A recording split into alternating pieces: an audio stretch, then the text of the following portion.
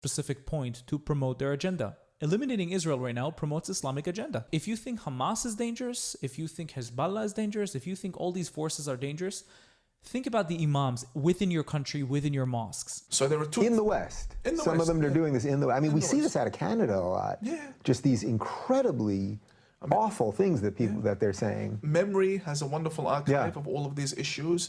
YouTube is another great source. And the issue is the mosque records the imam and uploads it on YouTube. So it's nothing being discovered.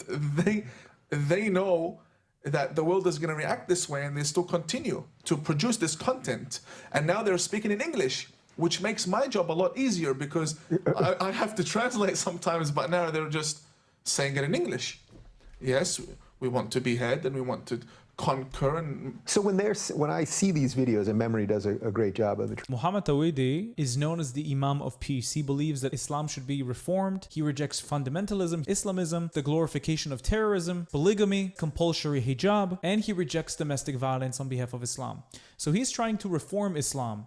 That's why he's not very liked by the Muslim community around the world. Translations. When I see these videos, but let's say the ones that aren't translated from Canada, for example, they want that message to get out of the mosque. Like, you would think that's contrary to what they would want. You'd think it's like you'd want to keep it sort of radicalized within so you can put a good face on things.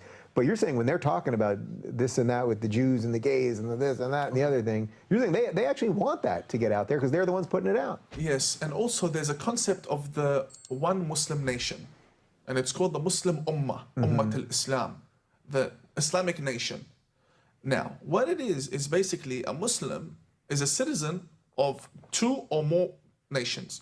One, the nation they live in, America, Australia, the UK, and the second one is the nation of Islam, not Farrakhan, but the actual Islamic nation. So if the Mufti in Mecca issues a fatwa, an Islamist sitting in LA would commit a terrorist attack. You see that connection? Yeah. So if Salman Rushdie's at Starbucks, yes, and someone in Iran issues a fatwa, they'll get him here. There's a link, and no other religion has this power, unless it's an organized organization that targets people and sends hitmen. But no other religion has this power. An imam in Mecca would say that the Jews are the enemy, or that the Christians are the enemy, knowing 100% that there will be a Muslim who would go and commit a terrorist attack. He doesn't even have to look for him. He doesn't need to do anything. He just knows there's a Muslim who will get this and will do the job. No other religion has this. And we see it several times where in Russia, they killed I think it was, in Turkey. I think it was. A Russian ambassador was shot dead. Oh, yeah. Yes. There's video of it. Yeah, yeah. Just right in the museum or something. He was supposed to protect him, and he said, for Syria. And we see this every single month. An act doesn't go by without someone in the West committing a terrorist attack and saying, this is for Syria. This is for Iraq. What's that link? And this confuses our intelligence departments.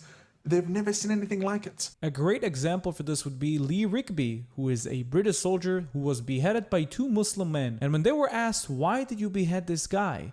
They said, an eye for an eye. It's a retaliation for Western military operating in Muslim countries. Exactly that example. It's honestly beautiful seeing a Muslim person speaking like this, especially an imam who has influence over other people in the Muslim world. For the first time in history, I can actually say that if more people were to be like Imam Tawhidi, we could actually achieve peace, theological peace between the religions, living side by side, accepting one another. Unfortunately, I don't think that many Islamists will ever adopt Imam Tawhidi's point of view, which is going to prevent us from actually achieving reformed Islam. Thank you so much.